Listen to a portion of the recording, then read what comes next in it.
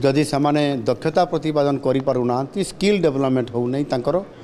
ताले industry ready जदि हो पार ना ताले चाकरी पाइपर ना केवल सर्टिफिकेट स्तर में ही रही आउ आमे जो आमर आधुनिक टेक्नोलोजी किभली भाव में आमे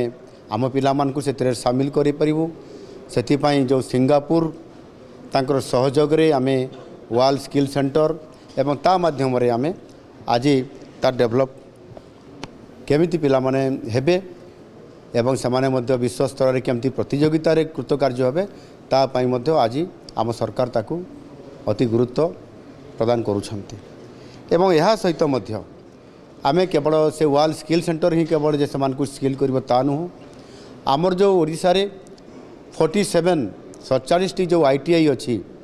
यही निकट में जो कैबिनेट मीटिंग होता से कैबिनेट रे मध्य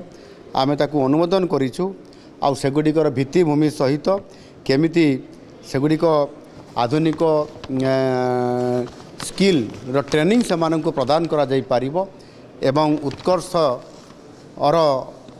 सेंटर हिसाब रे सेगुड़िक मध्य स्वतंत्रता पाई पारिबो ता पई मध्य आम सरकार एथिरे काम करुछंती एवं से 47 टी ITI को आमे सेंटर ऑफ एक्सीलेंस से आकार रे ताकू करिया पई आज आमे निष्पत्ति मध्य नेइछु आम माने जानिथिबे समस्ते मु मध्य अनेक समय कहिछि जे